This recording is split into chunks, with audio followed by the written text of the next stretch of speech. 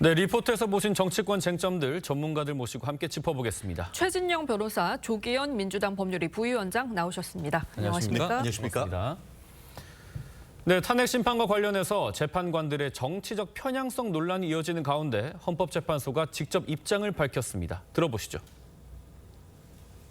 대통령 탄핵 심판의 심리 대상은 피청구인의 행위가 헌법이나 법률에 위배되는지와 그 위반의 정도가 중대한지 여부입니다.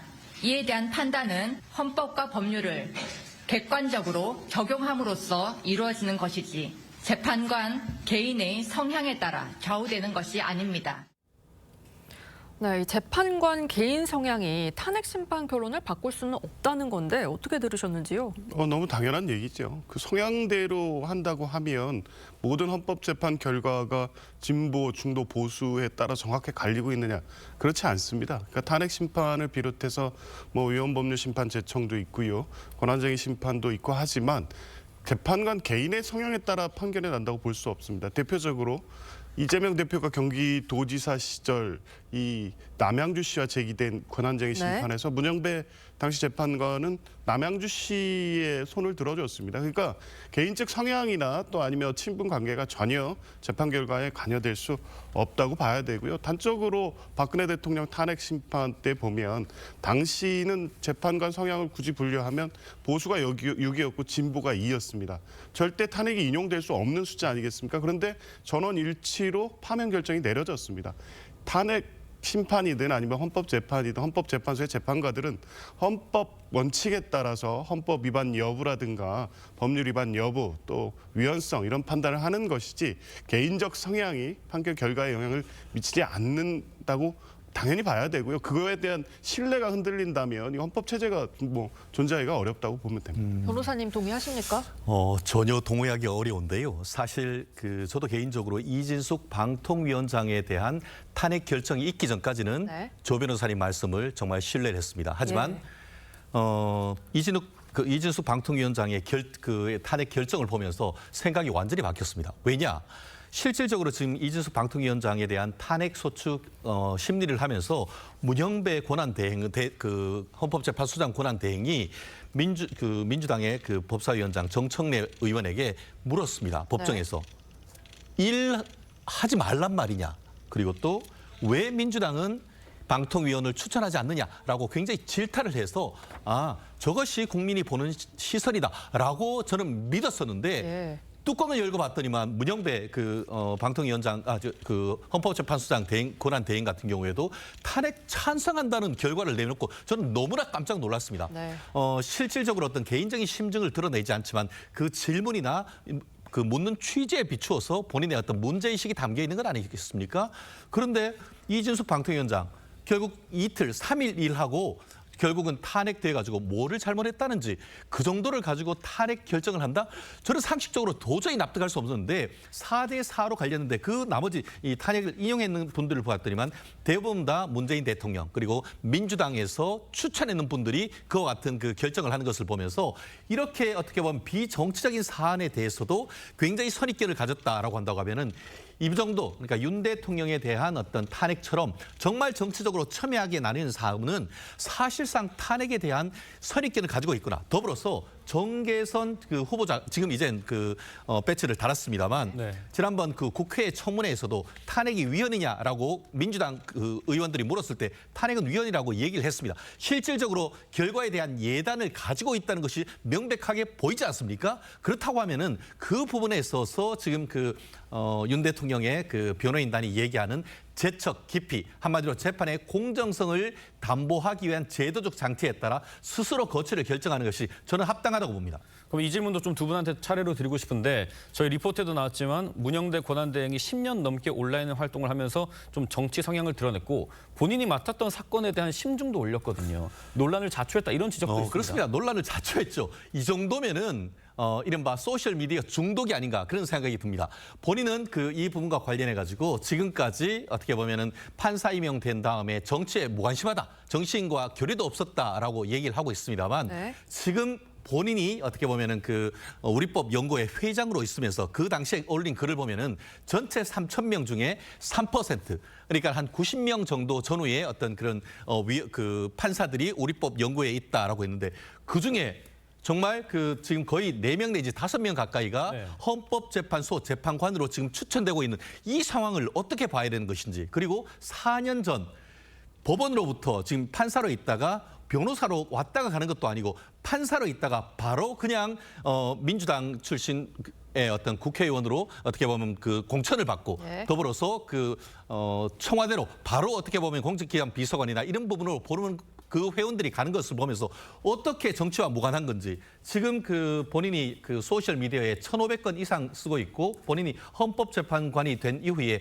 독후감이 한 460건 되는데 그것을 분석해 봤더니만 4권 중에 1권 정도는 정치 사회와 관련된 이슈를 엄청나게 읽었고, 더불어서 민주당 때의 어떤 그 고위직을 지냈던 검찰, 그리고 윤석열 대통령과 상당히 척을 진 그런 분들이 쓴 책들을 줄줄이 읽으면서 글을 올렸다라고 한다고 하면은 그 자체가 평소 때 어떤 생각을 가지는지 강력하게 보여주는 간접 증거 아니겠습니까?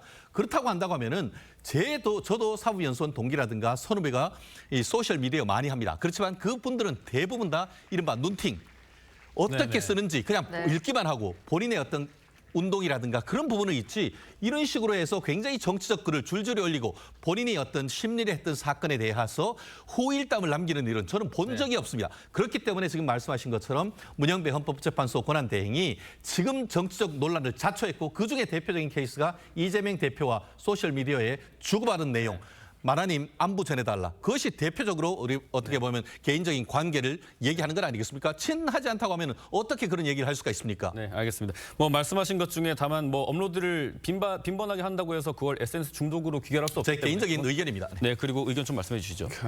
아무 근거 없이 그 헌법재판소의 지금 심판 절차 또 결과에 흠집내기 위한 정치적 공세라고 볼 수밖에 없습니다.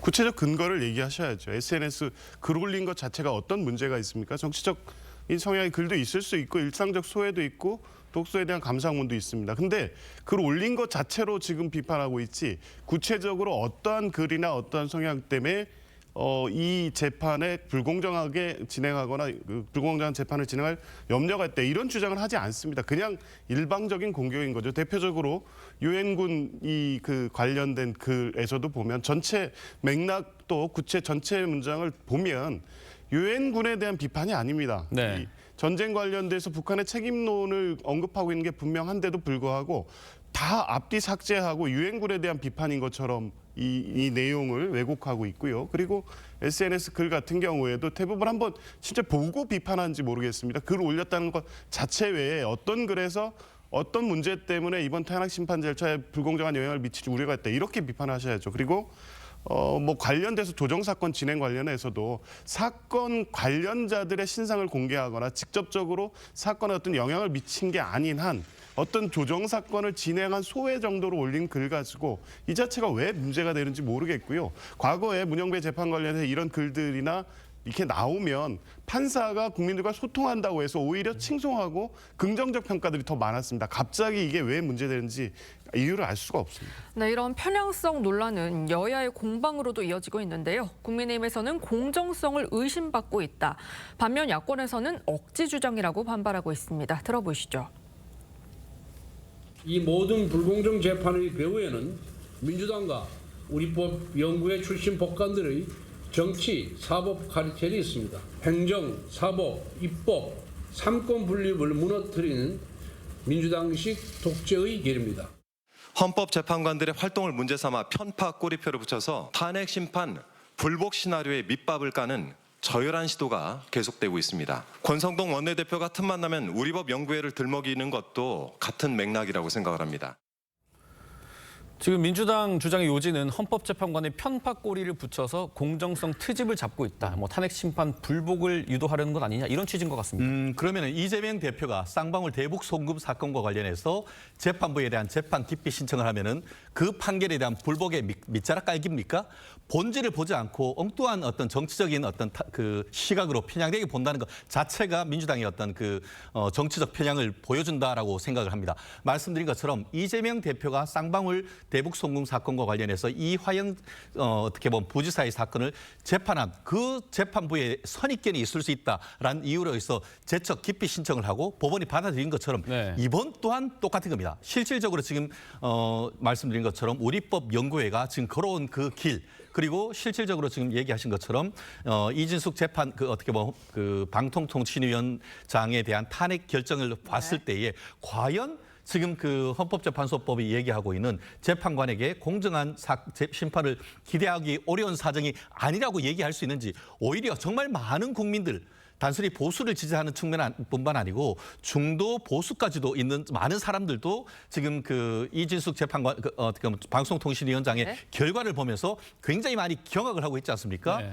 그 부분에 있어가지고 지금 헌법재판소 같은 경우에는 제척 기피, 재판의 공정성을 담보할 수 있는 자료가 있고 더불어서 만약에 그런 식으로 제척 기피 다 해버리면 누가 재판하느냐, 손은 누가 키우느냐 그런 것에 대한 한계로서 많은 재판관 중에 제척 기피는 2명까지만 할 수 있다. 그런 부분도 다 있습니다. 예. 마치 제척 기피 돼버리면 재판을 할 수 없는 것처럼 호도하고 있는데 그것은 아니다. 말씀드리는 것처럼 헌법재판소법에 따라서 재판의 공정성을 유지하고 그 공정성을 유지할 때에 재판부가 무너지는 것에 대한 한계 규정까지 벌써 헌법재판소법에 다 있습니다.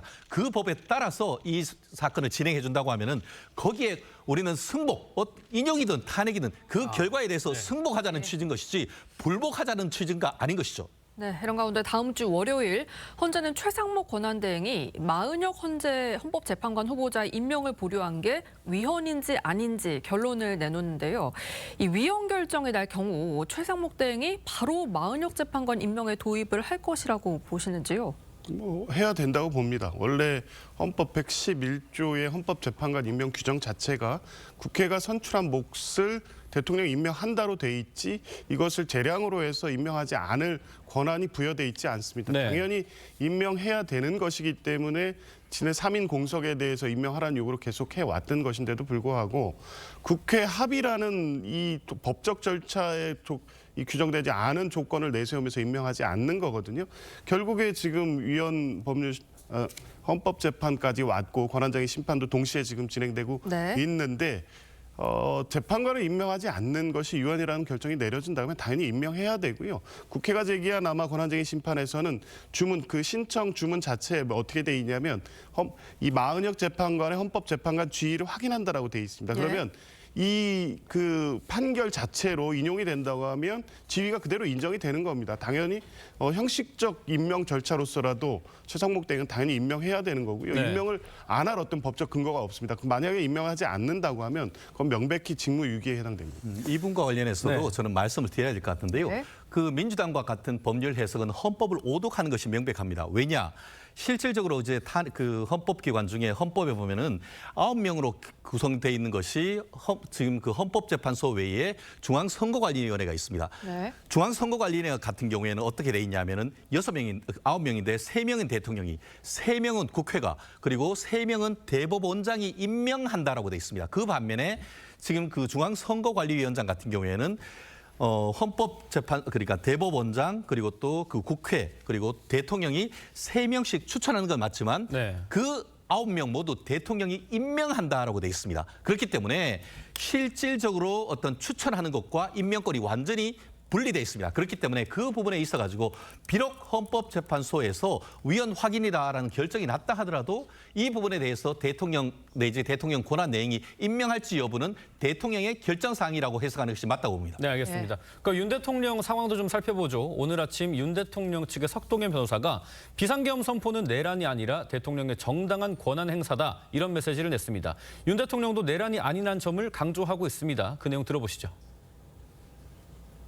도대체 2시간짜리 내란이라는 것이 있습니까? 질서 유지를 위해 소수의 병력을 잠시 투입한 것이 폭동이란 말입니까? 대통령의 헌법적 결단이자 통치 행위가 어떻게 내란이 될 수 있습니까? 자, 야당이 탄핵을 남발하고 입법 독주한 것에 대해서는 아무 말 안 했으면서 대통령의 6시간 계엄에 대해서 지나치게 흥분하고 있다. 이런 취지입니다. 탄핵 심판 변론, 공개된 3사의 변론 내용만 보더라도 저런 주장이 얼마나 근거가 없는지 바로 확인이 됩니다. 네. 내란죄라는 건 국헌 문란 목적으로 헌법기관의 기능을 정지시키는 거 아니겠습니까? 국회에 군이 투입됐고요. 2시간짜리라고 주장하는데 실제 국회의원의 체포 지시가 있었고 최근에 나오는 내용들에 의하면 수방사 벙커에 국회의원 50명을 수용할 수 있는지에 대한 확인이 있었고요.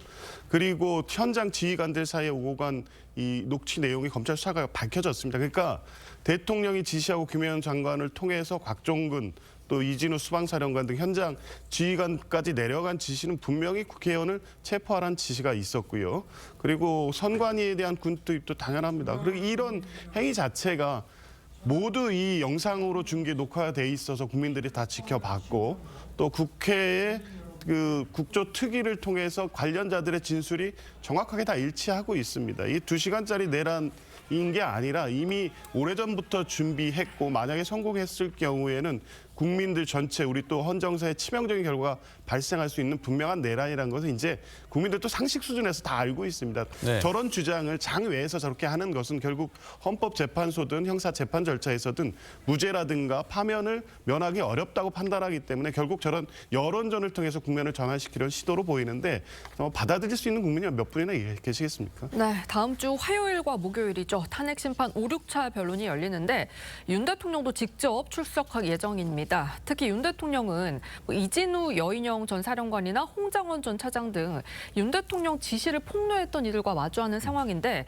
어떤 전략으로 나설 거라고 보시는지요? 어떤 전략이 아니고 진실 전략인 것이죠. 예. 아시다시피 지금 그 곽종근 특전 사령관이 지난번에 어떻게 보면 민주당의 의원들 개인 홈페이지, 개인 유튜브에 나와가지고 네. 본인이 그때 상황을 얘기를 할 때에 요원 그리고 인원을 빼내라 이렇게 했는데 옆에서 민주당 의원이 다그쳤지 않습니까? 국회의원을 끄집어내라. 그렇게 하니까 그 주장에 오염이 돼가지고 바로 진술을 바꿔서 인원이 아니고 국회의원을 빼내라 이런 식으로 바꿨단 말이에요. 요원을 빼내는 거하고 국회의원을 끄집어내는 것 완전히 다릅니다. 그렇기 때문에 핵심은 반대 신문권 보장입니다. 그거는 근데 임병주 의원의 유튜브 말씀하시는 것 같은데 맞습니다. 오염됐다고 단언할 수는 없습니다. 그렇습니다. 그렇기 예. 때문에 제가 얘기하는 것은 뭐냐면은 반대 신문권 보장이 그렇게 중요하다는 겁니다. 네. 어떤 형사재판에서 요체는 반대 신문권, 한마디로 대질 신문이나 그것을 통해 가지고 진술의 신빙성을 확인하는 절차가 필요하기 때문에 그래서 지금 보면은 곽종근이라든가 다른 사람들이 법정에 나오고 그거에 대해서 이 윤석열 대통령 변호인단이 물어서 그때 법정에서 임의롭게 진술했던 것 그 부분에 있어서의 그것을 보고 실체적 진실을 바꿔야 되는 것이지 네. 어떤 사건 직후에 다 구속되니까 그렇게 돼서 나살고 싶다는 그런 상황에서 진술했는 것보다는 법정에서 공개된 법정에서 진실되게 네. 양측이 공방하는 속에서 실체적 진실을 밝혀야 된다. 예. 그렇기 때문에 어떤 전략이 문제가 아니고 사건의 실체적 진실을 발견하는 그 절차, 반대 신분권 보장 자체가 저는 중요하다고 봅니다. 네. 그리고 재판도 좀 살펴보면 원래 탄핵 심판 변론이 오후 2시에 시작했는데 이게 10시로 당겨지고 4명의 증인이 7차 변론에는 1시간 반 간격으로 출석을 한다고 합니다. 속도를 좀 내겠다 이런 의지의 표현일까요? 그렇습니다. 탄핵 심판 절차 개시 때부터 헌법재판소의 입장은 분명했고요. 신속하게 절차를 진행하겠다는 거고 네. 과정에서 초기에 이제 적극적으로 임하지 않던 윤석열 대통령 측이 추가적인 증인 신청을 하고 있기 때문에 예. 빠른 속도를 내기 위해서는 시간을 또 압축적으로 진행할 수밖에 없습니다. 그래서 이제 오전으로 시간을 당겨서 충분히 지금 방어권을 주겠다는 겁니다. 증인신문 과정에서 당연히 국회 측이 신청한 증인에 대해서 주신문이 이루어지면 윤석열 대통령 반대신문을 진행할 거고요. 또 재주신문, 재반대신문에서 계속 연결될 겁니다. 물론 시간 제한은 있지만 지난번 근데 4차 김용현 전 장관에 대한 증인 신청 과정을 보면 겨우 나올 수 있는 그 질문이라는 게 의원이 아니라 요원이었다. 이 주장을 반복한다고 하면 그런 방식의 증인신문을 한다 한들 지금 대통령 측이 주장하는 2시간짜리 나란히 어디 있느냐의 주장을 재판관이 받아들일 수 있겠습니까? 네, 윤 대통령은 탄핵 심판과 함께 형사재판도 동시에 준비를 하는 상황인데 이 김용현 전 국방장관과 같은 재판부로 정해졌어요. 배경이 뭐라고 보시는지요? 그렇습니다. 만약에 이게 김용현 전 장관에 대한 판결이 확정이 됐다. 그러면은 아마 선입견 문제 뭐 이런 식으로 해서 이재명 네. 대표가 재판부 기피, 회피 이런 문제가 될 수가 있겠는데 네. 결국 그 기소된 범죄 자체가 이른바 내란 수괴, 내란 중요임무 종사자 그렇기 때문에 이른바 공범 사건을 한 번에 절차를 진행하는 것이 효율적이다라고 어떻게 보면 그 서울중앙지방법원에 판결한 것 같습니다. 그렇기 때문에 뭐 재판부를 제척 기피할 이유는 없는 것 같습니다. 네. 거기에서 있는 그대로 실체적 진실을 밝히는 그런 노력 저는 필요하다고 봅니다. 네, 지금까지 정치권 쟁점들 짚어봤습니다. 두 분 말씀 여기까지 듣겠습니다. 감사합니다. 감사합니다.